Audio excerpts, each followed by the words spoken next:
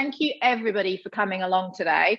Like I say, I love that there's so much energy and interest and passion in community engagement from around the world. We've got an hour, and knowing that I could cover and talk about a lot to do with community engagement, and knowing that you no doubt want to hear a lot, I thought I'd keep it relatively high level today by taking you on a bit of a whistle-stop tour of my book.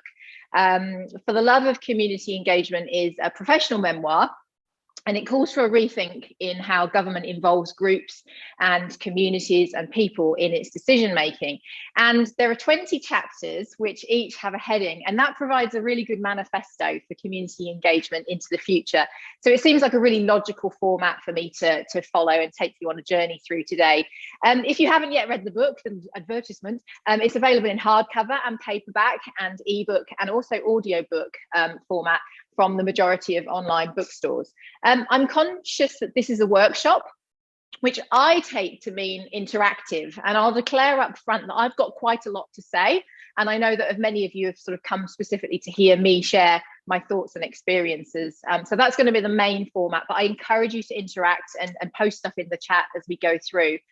Please do use that feature to, reflect, ask questions or make comments as we go. I won't guarantee that I'll see questions as we go, but as we get towards the end, I'll be able to have a bit more of a look. Just admitting a few more people. Before I go any further, I want to acknowledge that I'm coming to you from Ghana land. I particularly want to note that this always was Ghana land, and it actually always will be Ghana land. If you don't know Ghana land, I'm coming to you from a place that's now referred to as South Australia. So please share in the chat. I can see a few of you have done that already, where you are beaming in from. Secondly, I want to note that this session is being recorded and it will be posted to YouTube afterwards. So this isn't a case of what I refer to as what happens on Zoom stays on Zoom. It's not staying on Zoom, it's going into the outside world. So just be aware of that. I thought I would give away a copy of For the Love of Community Engagement to somebody watching this live today. I'm going to send this via Australia Post direct to you wherever you are in the world. I'll even sign it for you if you like. If you've already got it, then I'll happily send it to your colleague or friend if you win it, or maybe your local MP on your behalf. To enter this amazing competition, what I want you to do is take a photo of a moment during the next hour. Maybe it's a selfie of where you're joining from, or a photo of your favorite slide, or an aha moment, or whatever, and post it to any of my social media channels tagging me, or send it to me via one of those channels. So you can tweet me, you can you can tweet me, you can Insta me, you can post it on my Facebook page, you can tag me on LinkedIn. Just make sure your profile's set so that I can see it. If anybody can make a TikTok in the next hour and post it to TikTok and tag me at Community Gal, I will be very impressed. And that's just to point out, yes, I am on TikTok with the cool kids hanging about over there. So I love doing this because I love seeing what you come up with, what your aha moments are at the end of the session. I will pick a winner when I finish this call in an hour. So you've literally got this hour, in fact, 53 minutes now in which to get creative on the socials, and I'll get this in the post to you. Okay. Before I get stuck into the main content of the session today, I'm just going to use this as an opportunity for quick advertisement. If you like what you hear in the next hour, or you get the feeling you'd like to spend some more time with me learning some of the more how-to stuff relating to 21st century community engagement, I run a really exciting community engagement bootcamp through my training organisation called Academy Communitas. And it's a 6-week programme that explores all kinds of community engagement topics. But unlike other training in this sector, it really focuses more on the community side of things, really putting the community back into community engagement. And I'm finding that graduates, I know there might be 1 or 2 graduates on the call, have loved the opportunity to connect and learn with others in groups of no more than 12 people. And they're graduating feeling really reinvigorated and refreshed in their engagement practice. So my next intake starts on the 22nd of March, which is a Tuesday. It's run at 9:30 a.m. Adelaide time, which is like half an hour ahead of now. I think that's the afternoon and evening if you're in from the US and Canada. And it runs for 6 weeks on Tuesdays from that date. So I've got some places available. So please book yourselves on via the Academy Communitas website and Humanitics, and you can pay via credit card or request an invoice. Okay, enough about that. Let's get into this session. Before I get right into the crux of For the Love of Community Engagement, really exploring what good community engagement looks like, I just want to provide a 3-minute explanation of what community engagement means to me. I work across a variety of different topics, whether it's the environment, whether it's health or urban planning or child protection. But the example that I always come back to is my role as someone with very real and relevant lived experience on the road where I live. So this is a thing that we can apply to any topic, but I'm using my road as an example. Now I'm going to hit play. And I want you to give me thumbs up that you can hear it when it starts. Community engagement is based on the idea that people should be able to be involved in processes or decisions that affect them. To tell you a bit more about the concept of community engagement, I'm going to take you for a walk along the road in which I live. I'm very fortunate to live in a beautiful part of the world, about an hour from Adelaide in South Australia. Now, I'm not a road designer. I'm not a transport engineer. I'm not an urban planner. I am not a regional planner. I don't know the first thing about how to lay a road, to build a road, the layers, the levelling, whatever. You might say I am not an expert on this road. However, as someone who lives on this road, I live and breathe it.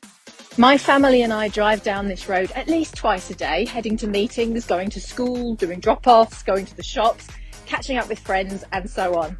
Being in a grape growing area, we excitedly witness the huge trucks and the tractors travelling down this road day and night during the months of harvest.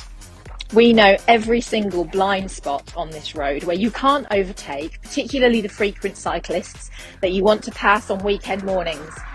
Yet there are no footpaths along this road. We know this is the country, but we do see our neighbours out enjoying walks along this road with their children, their strollers, their dogs, and even their horses.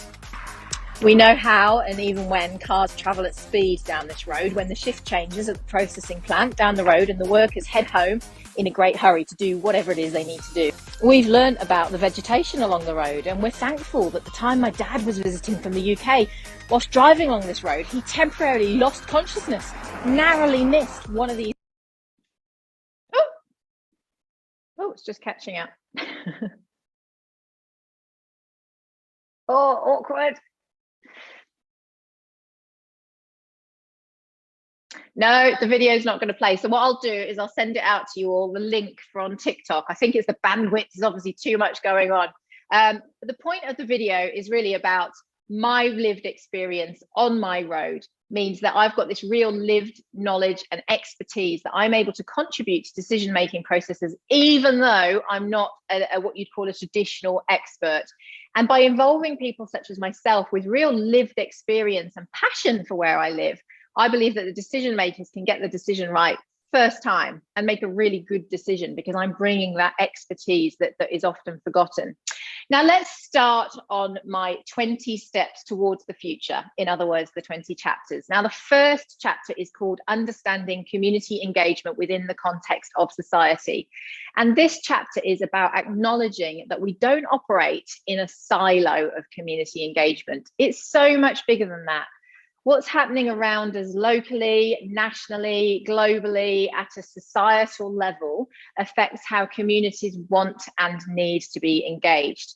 So thinking about any sector, we need to think really broadly about what's going on at local levels, at state levels, at national levels, or global levels in relation to that particular topic, or even just societal issues as a whole. Whatever's going on at that societal level affects how and why people might or want to be involved. Think right here, right now. We're going through or coming through probably the toughest couple of years with the pandemic any of us have ever experienced in our lifetime.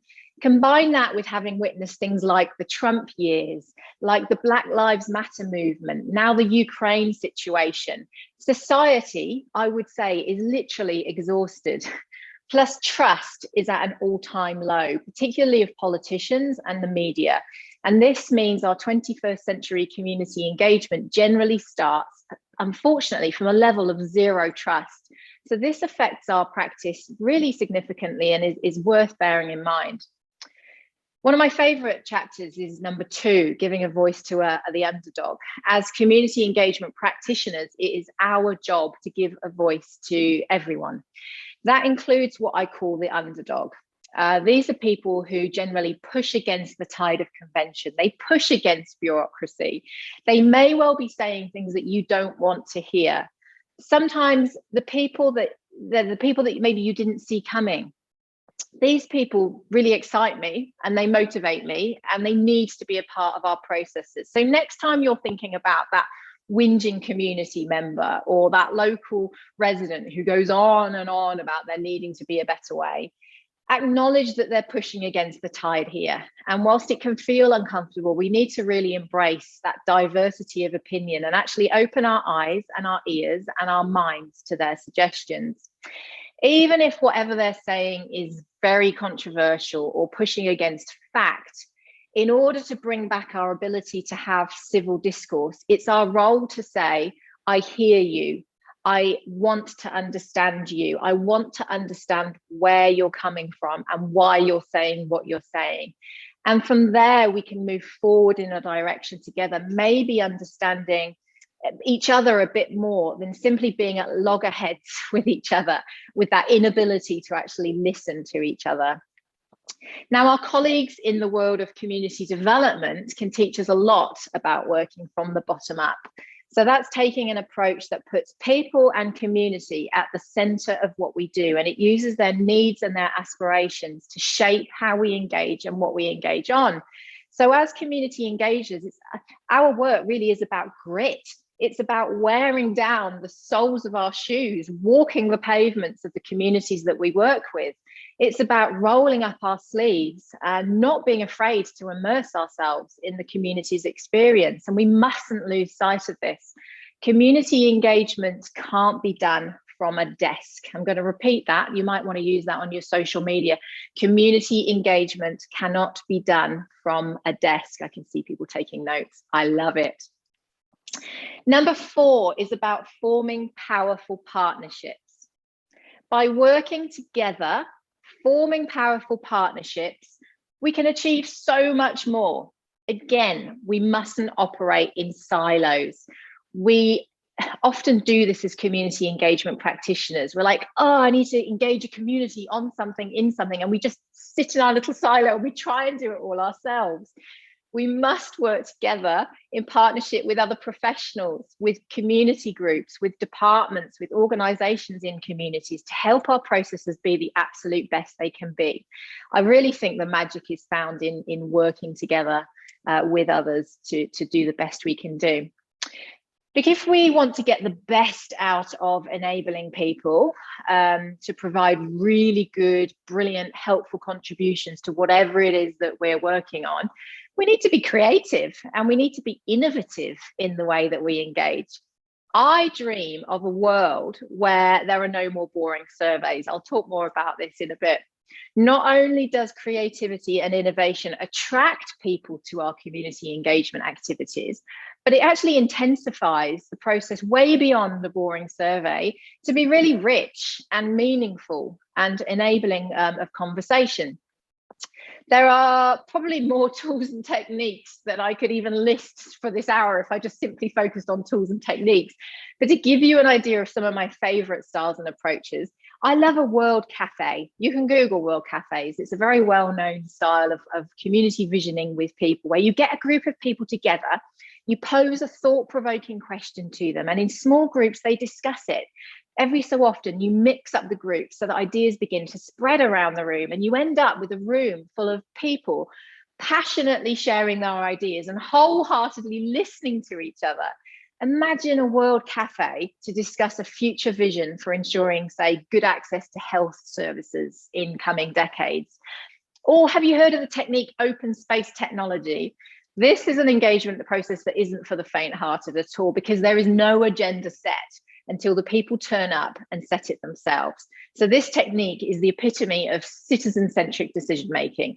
Imagine inviting people to a session, say, to talk about equality for all as a topic, but you let them decide exactly what they want to talk about within this heading. It's an approach that I absolutely love. Or maybe a speak out. Speak out is a staffed interactive exhibition where people drop in and participate in a range of activities that stimulate their thinking. The photo here was from a speak out I ran in the last couple of years. Imagine a speak out where people can contribute, say, their thoughts on a new housing development that's being proposed. You actually get to talk to other people in the process, using creative and innovative methods to really stimulate that conversation. Or how about an ideas wall online, where community members can share their visions for, maybe if you're a council, what residents see would be good value for their rates that they're paying every quarter. The tools and techniques, honestly, are literally endless for rich and meaningful engagements. And we obviously need to try and move beyond surveys. Speaking of rich and meaningful, community engagement needs to facilitate the telling of stories for rich conversation. Now, this is the section of the book that's actually caused the most stir so far. It's becoming fairly well known. It's coming across already, even in this session, that I loathe boring surveys. And I'm on a one-woman mission. In fact, I'm growing. I think I've got a few people behind me now. I'm on a one-woman mission against the slogan, have your say. I feel the techniques of have your say and standard surveys, they lack lustre. They really stifle conversation, and they don't promote the art of listening to each other. I believe that listening and understanding need to be at the core of what we promote as a sector. And our job is to facilitate meaningful conversations, really promoting that really good dialogue and deliberation, not just simply announcing something and then defending it. Imagine a world where citizens are regularly and genuinely engaged in rich dialogue about their experiences, their ideas, their hopes, and so on. This could provide such a strong basis for really good and considered decision-making about everything into the future. I'm pretty confident too that this approach would lead to getting decisions right first time as well. This stuff gives me goosebumps. I love it. Number 7, we need to nurture the third sector, and we need to utilize the third sector. So whether we call this sector non-government organizations, the not-for-profit sector, profit for purpose, or just simply volunteer-led community-based organizations, there's an entire sector out there who already work at the coalface with communities. We need to tap into this sector if we are really serious about working together with people and groups and communities. And we need to both utilize it and nurture this sector as a vital resource moving forward. Our communities are full of organizations who I just know are chomping at the bit to be involved. So let's make it happen and let's nurture it as we go. See some nice commentary happening about surveys there. Great stuff. We can't continually expect people to come to us. Think about our own lives. People are busy. People have apathy. People just don't trust that it's worth their time to travel to join your focus group for a few hours on a midweek winter's evening. We need to, I believe, go where the people already are, or at a very minimum, go to places that are convenient for people, where they're already at. Our communities are active and involved in things already, and we really need to tap into where they go and what they're already doing. If we're really, really serious about this, we need to be doing this. I use a really simple example of this, of when I needed to involve new parents in reviewing the Blue Book, which here in South Australia is a little pack that's given to parents of newborn babies.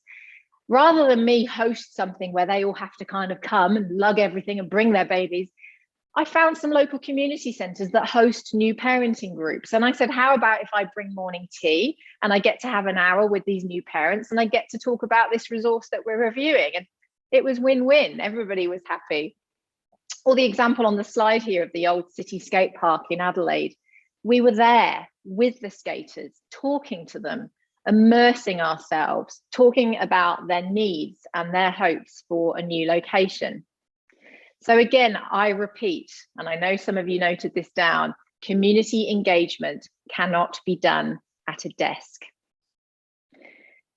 Chapter 9 is about working together with key influencers and community leaders. Now, there are a wealth of people within communities or groups of consumers that we're trying to work with who can support our work. Now, the term influencer is often thrown around these days relating to social media quite a lot. Key influencers are on social media, are people who can influence people's thinking or spending and often have a lot of followers on that particular social media channel. However, key influencers can also be real people living in real communities, living in the real world as opposed to the online world. We need to work directly with these existing community leaders as champions of our cause. I'm sure you can all think of somebody within your sector or your community who's an active citizen and quite influential. So my point here is work with them, get them on board with your cause. In chapter 10, I talk about how we need to position our community engagement activity to be about strengthening communities. We don't simply want to just descend on a community, take what we need in terms of feedback. We've got our little survey and our answers and walk away, never to be seen again. Again, we need to nurture and support citizens and communities using the methods that we use, not only to get what we need, but to connect people, to provide space for other ideas to flow, for people to get to know each other, really strengthening that community as we go.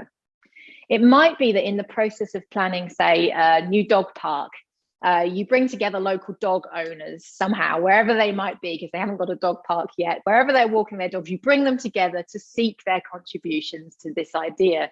But of course, in the process, you're connecting those dog owners to each other. And you'll often find this with dog owners.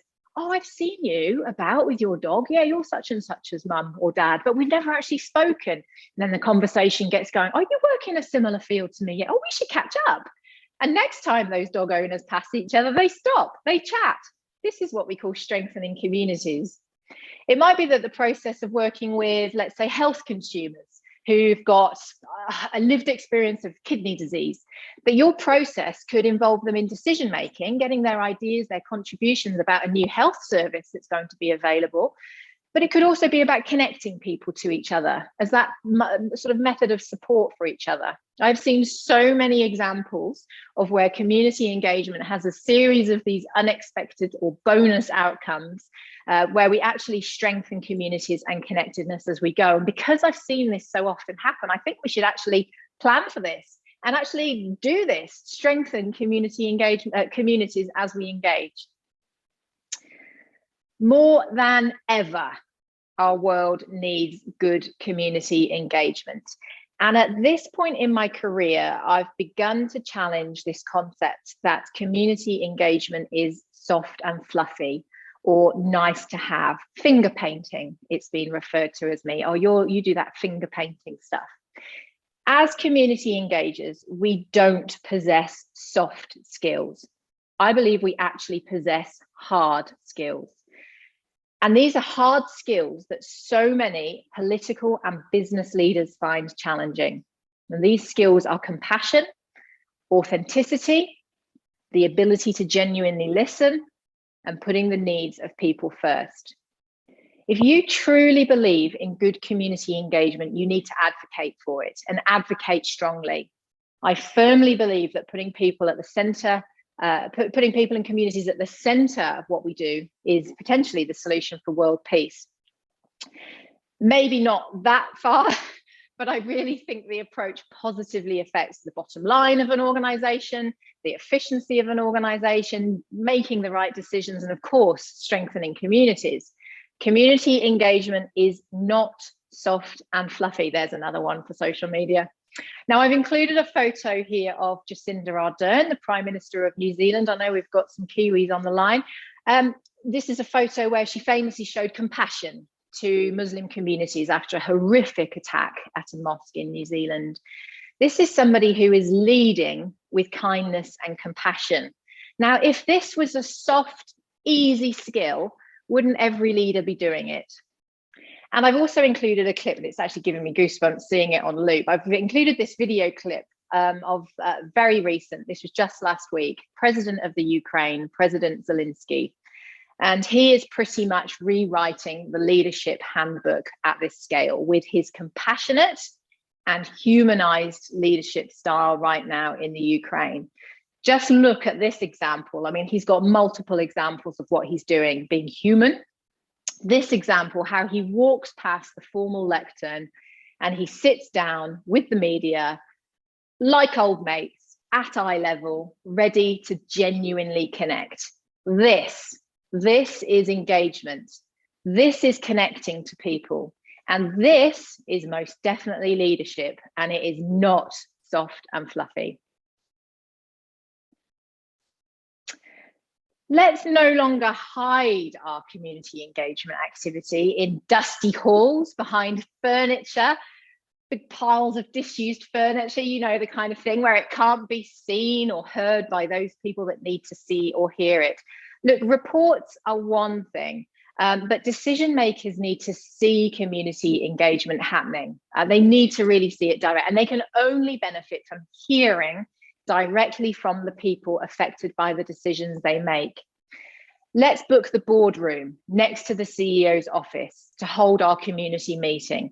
Let's create FOMO, fear of missing out, by making our community engagement really visible to the big wide world. This photo is a room. It wasn't actually the meeting, it was a room, exactly what I did back in 2008 with the Consumer and Community Advisory Committee at the Women and Children's Hospital here in Adelaide. I moved the Consumer Advisory Group monthly meeting that used to be held right in the basement in the dusty room with the piles of furniture, and I booked the office next to the boardroom next to the CEO's office. And this turned heads, and this got us noticed. And before long, that CEO was asking if they could attend those meetings. And that CEO was then hearing directly from consumers of her organization. And this process then resulted in her asking me to help rewrite the entire organization chart to officially incorporate this group of consumers into the governance structure of the organization. So position engagement to be seen and heard. One of my biggest lessons in migrating to Australia, I try and think how many years ago that was, I've lost count, 14, 15 years ago, was learned from the traditional owners of this land. I was taught by Ingrid, shown in this photo, that my way of continually and hurriedly trying to seek solutions and answers, always with my notepad in my hand, you know, taking notes, finding solutions, it wasn't necessarily the right way of doing things. Ingrid taught me to slow down, or at least she tried to teach me to slow down, to stop, to enjoy the yarn, the conversation, and to not always be so in control of everything. I'm sure many of you can relate. We need to relearn how to listen to each other, and we particularly need to relearn how to listen to each other deeply. We need to relearn the art of good conversation. I really worry about this, that we're losing this ability. And sometimes we need to know that that moment, that simple moment of conversation is enough. If you observe our society right now, our ability to have a civil conversation, or as I've mentioned earlier, civil discourse, is broken. So again, thinking about where and how we provide that space for people, citizens, experts, decision makers to come together to have that space for conversation and deep listening is really, really critical. In this next chapter, I wanted to highlight that we are all in this community engagement game for different reasons. We've all got our own motivators and reasons for being here. We've all got different reasons for operating in the way we operate. So whether those are financial reasons or job security reasons, comfort reasons, our backgrounds, our genetics, our personalities, our business motives, whatever. We've all got different motives for being here. I encourage us to look at why we do what we do. and to understand ours and each other's motives. Because this not only helps our personal reflection, but professionally, it gives us perspectives, a really good perspective as to why we all engage in the way we engage. I recently received a message from a colleague that was quite cutting. And this colleague had known me for at least a decade and wanted to congratulate me on my ability to market myself. And they pointed out, that's all. I'm good at social media, they said. Yep. And I'm good at marketing myself. Yep. But they said, I'm not good at much else. This person has totally misunderstood me, in my opinion. And perhaps they've not looked at what I've been working on for the last 23 years. But it highlighted to me that we've all got a role to play in the community engagement sector. For some of us, it's about being the government employee, chipping away internally at making positive change. For some of us, it's about doing this in our spare time from our own grassroots community. For some of us, it's about being part of a large consultancy on the outside of government. Couldn't possibly work for government, love the private sector, but we're leading our best practice in that capacity. For me, I choose to remain a nimble sole practitioner so that I can pick and choose the work that I get involved with. And this really suits my need, my personality need for being independent, calling my own shots. And I really enjoy that opportunity to be creative in what I do. I've also found that I enjoy speaking and sharing, hence here we are. And I'm willing to put myself out there to say the things that many other people are thinking, but can't or won't say. So this has provided me with a real understanding. And I think that colleague that sent me the message kind of misunderstood what my reason, my motive for being is. So I'm going to ask you today, post in the chat if you like, why are you interested in community engagement? And what is it that drives you? And why are you coming at it from the angle that you come at it? Because I think there's a role for everybody here. There's those of us that speak out and that share and that lead and that provoke, and almost the antagonists of the sector.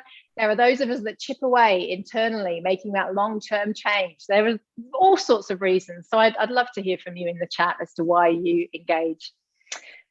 Moving on, as a consultant, I've got endless government clients coming to me to seek advice or seek assistance for training or coaching, whether they're local or state or federal government. And sometimes I've got businesses who come to me for advice. And these organizations, quite honestly, keep me in business.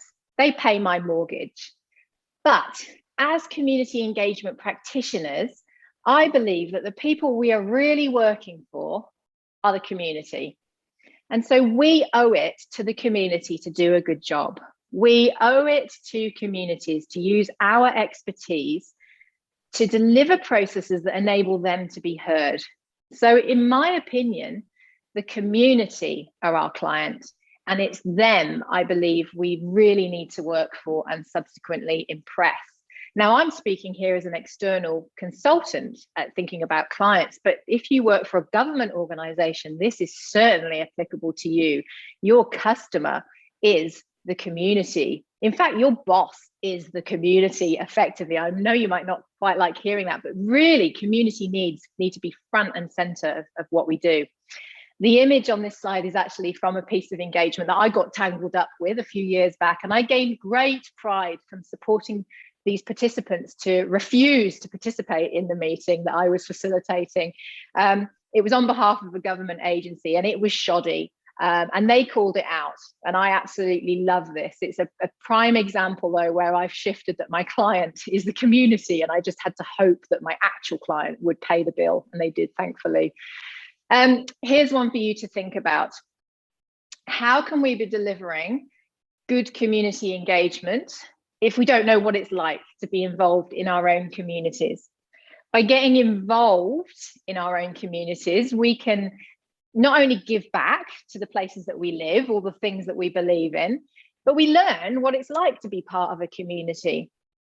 And more importantly, from time to time, we learn what it's like to be part of a community on the receiving end of community engagement. I truly believe that our practice can only get stronger if we wear our real person hats as much as possible when we're planning our work. This photo is from the book. It's my two daughters on the Invasion Day March back in, I think, probably 2020. I think it was pre-COVID. And they absolutely loved it, had their eyes opened to the world, marching past Parliament House, chanting. They were like, wow, mummy, this is amazing. So they really got that community immersion experience in things that affect them and where they live. Community engagement being the process of involving people in decision making is all well and good. But my question to you here is whether community engagement has to be led by the government or the institution. In other words, what I'd call the traditional decision maker. In the book, I talk about taking a different approach, or thinking about a different approach at least. And I call it a public initiated approach. It's an approach that's led by the people. Oh, heaven forbid, an approach that's led by the people.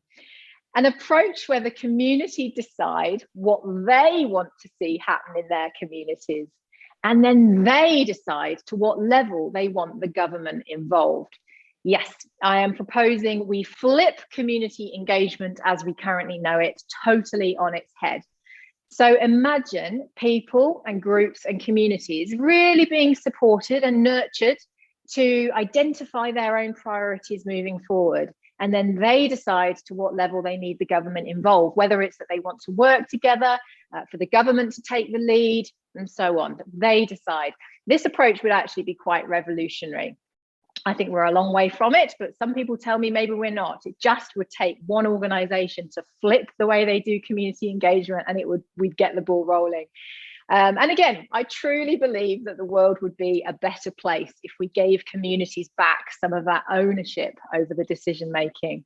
I'll just share this here. This is from that chapter in the book. This is what I've drawn up called the circle of public initiated participation.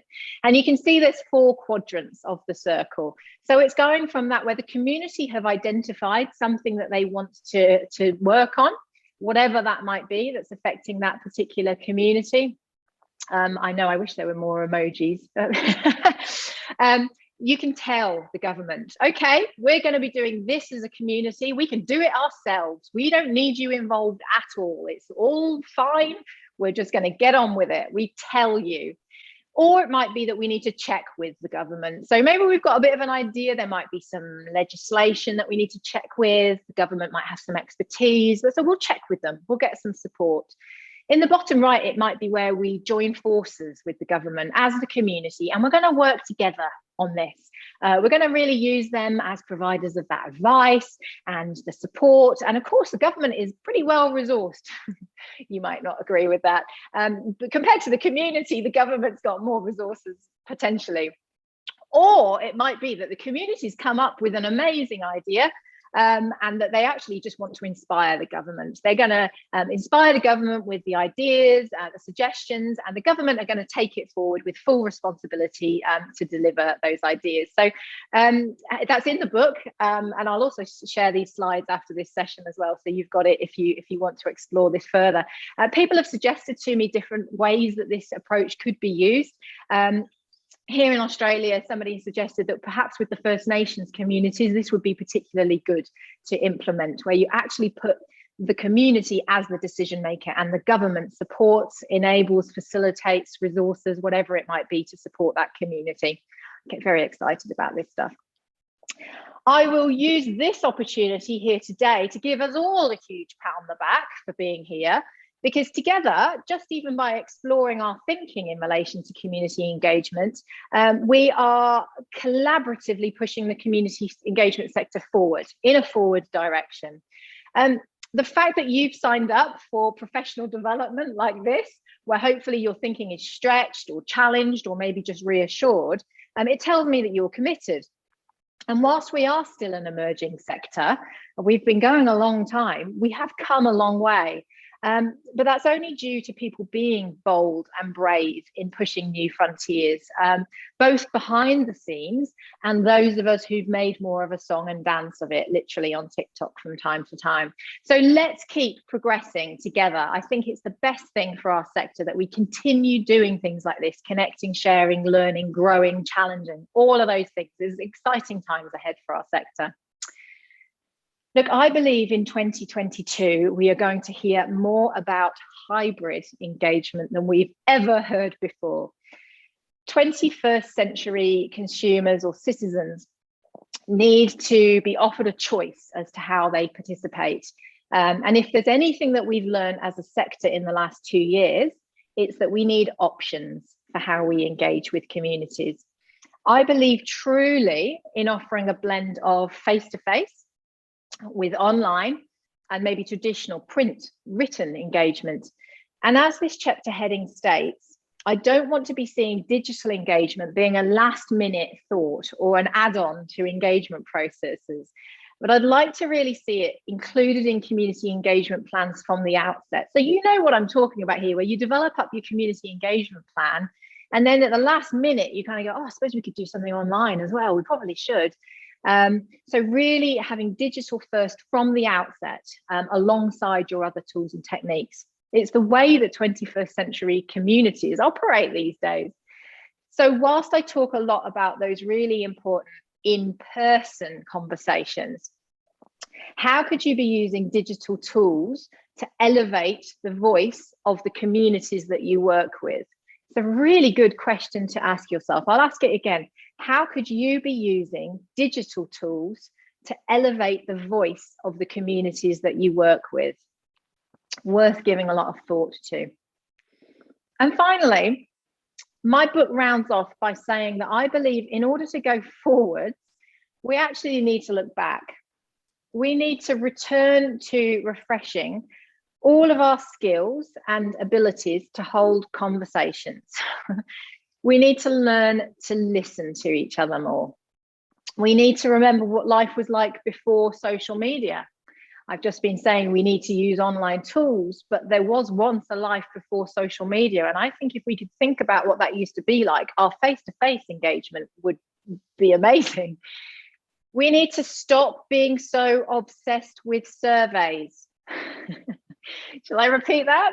We need to stop being so obsessed with surveys. I know they play a role. I know they are very useful to reach a big number of people over a big area to get a quick sort of gather a sentiment, but they are very paternalistic in their approach. They're very just between the decision maker and the individual. I really want to see more conversation happening, discussion, dialogue, deliberation.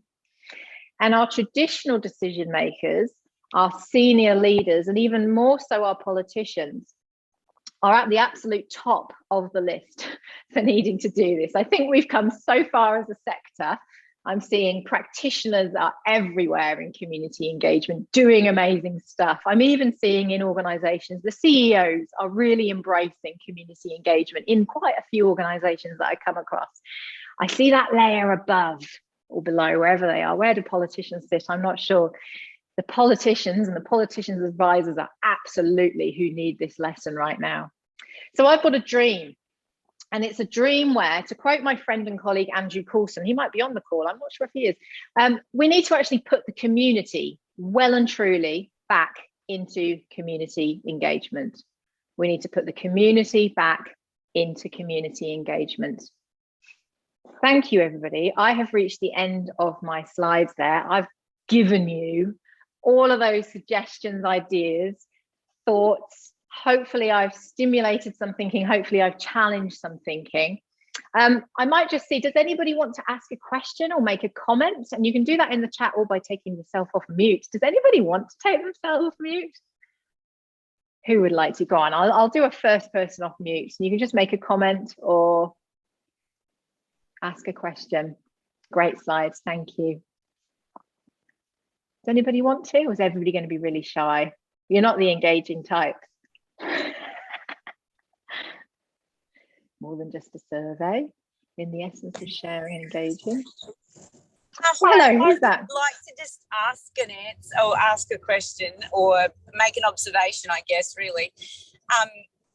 Putting community back into community engagement, definitely agree.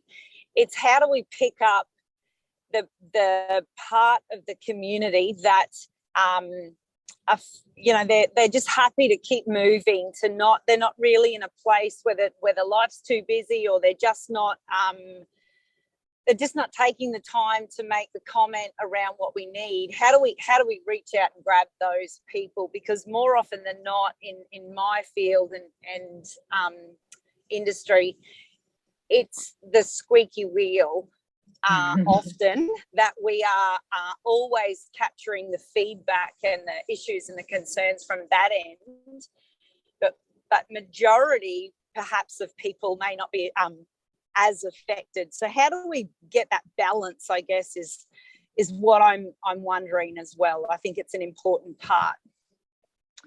Yeah, absolutely. I mean, you said people are busy, and I think people have that apathy as well, don't they, of not wanting to get involved or engaged. And I'm one of those people.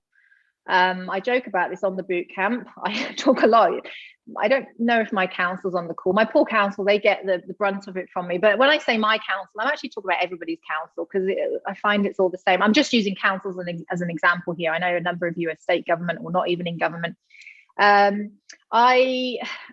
I think the way we have been engaging has actually turned people off. I know it turns me off. I don't get involved in anything that's run by government. I mean, do you think about it as people? Do you get involved in stuff? Who loves the survey? Does anyone? And you can confess it. It's fine to be a lover of surveys. Some people do, but I find the average person doesn't. And so I think, almost to sort of answer your question in a round way, I think by flipping the way we engage, we'll actually get more people interested anyway, because people are looking for that, genuine opportunity to connect. It's actually quite interesting. Yes, I love you sharing your LinkedIn's. That's good. Go for it. Do that in the chat. So actually, by making engagement even more genuine, I know all of our hearts are in it. We're all genuinely doing it, but the kind of scent that we've been giving off has been this sort of do a survey, send an online submission. It's not been very exciting. And so if we can create really good experiences for people, then more people will get involved. People will tell their neighbours, oh, come along, we're going to talk about the future of the town tonight. Are you coming? Are you coming down? And, I've experienced that in a town where there's an exciting kind of community visioning session happening, and you end up with 10% of the town there. The town had a population of 650 and I got 65 people there talking about the future. But it was exciting, it was the talk of the town that we're having this brilliant future visioning session, and it's going to be amazing.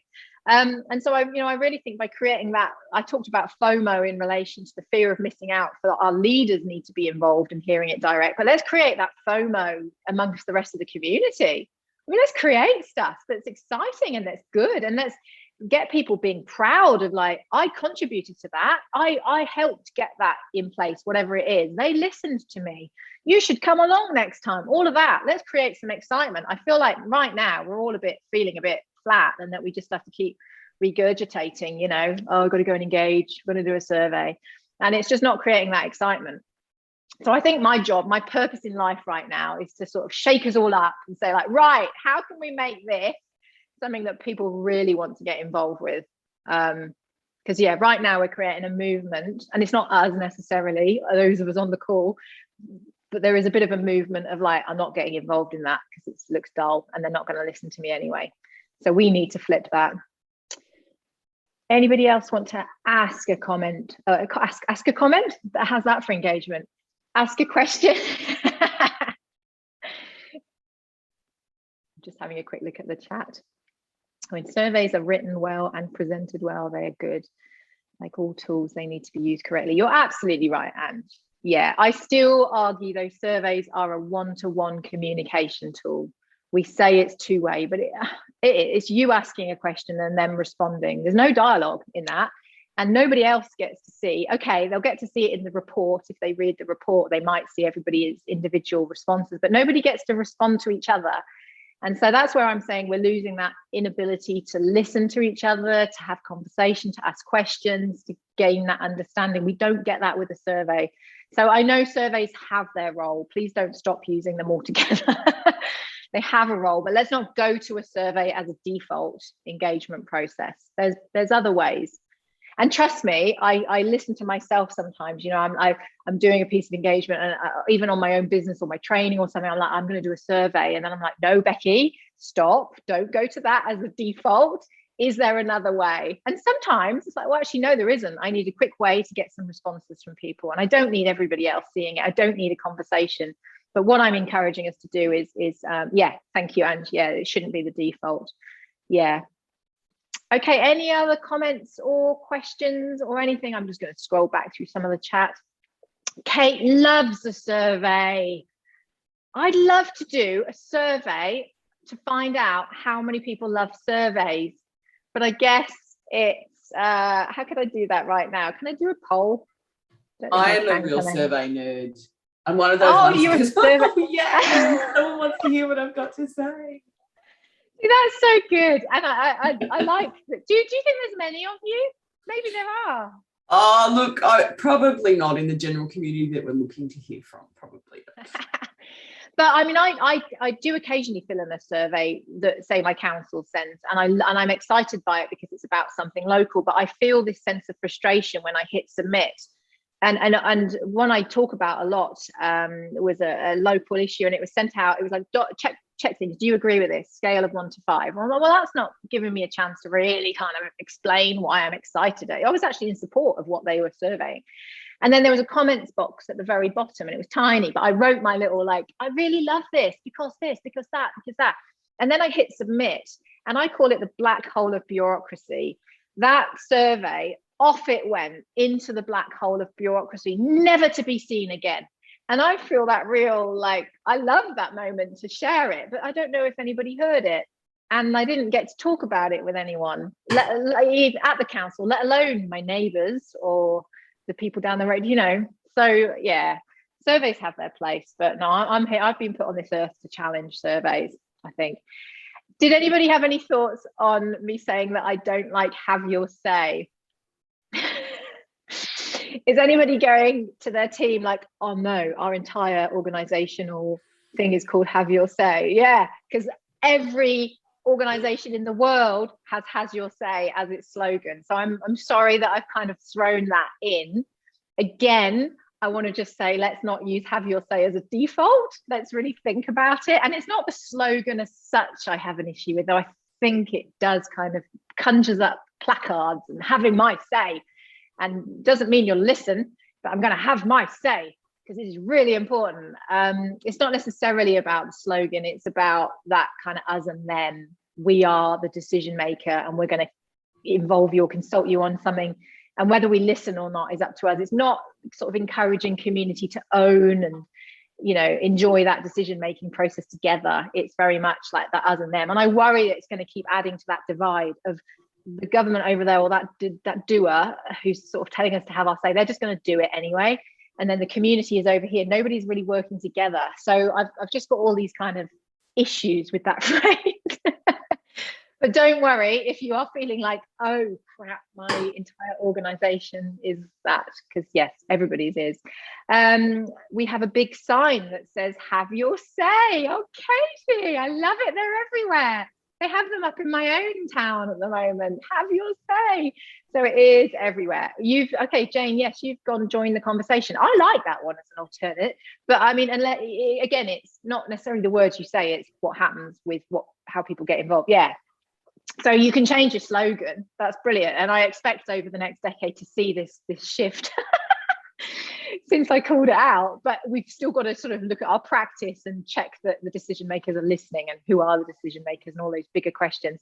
I just saw a question in the chat. Any tips for getting non-community engagement people in your organization to love community engagement as much as we do? I really think that fear of missing out. I think we've got to make it exciting. It is exciting. It's interesting. I think a lot of people are scared of community engagement because in our organizations, because all they've ever experienced is a survey where nobody replies or a public meeting style where everybody's angry. And so they've never actually witnessed that really cool kind of conversation, and you're coming up with ideas and you're sharing and people are asking each other questions and weighing up ideas. And so they've never experienced that. So I guess the more we can expose other people in our organizations to the positives of community engagement, the better.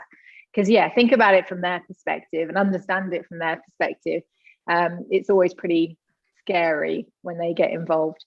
We are reaching the end of our allocated time together this morning. Just a reminder to do the social media competition, because I've got the book ready to send. I might even get it in the post today if you're lucky, depending on where you are in the world. it'll take at least 3 weeks if Australia Post is involved, even if you're down the road. Just a reminder, don't forget boot camp. I've got some spots on that next one, the Tuesday, the 22nd of March kickoff. Let me know your aha moments from this morning. Share your photos, selfies, whatever you like. Let's shout about community engagement. I'm going to have a look at social media in about 5 minutes time and choose a winner. So I'm going to say thank you to everybody for coming along this morning. I've loved being able to share all this with you. I appreciate you all listening and going along with me and nodding. And all the kind of reactions. So thank you, Esther. That's really nice feedback. I appreciate that. I will see you all soon. Please connect on LinkedIn, Instagram, TikTok. What else am I on? Twitter, or in the real world. We could do that one day, couldn't we? All right, lovely to see you all, everybody. Feel free to take yourselves off mute as you say bye if you like. You can say bye. Bye. Bye. Bye. Bye. Bye. Thanks, Becky. Bye. See ya. Bye.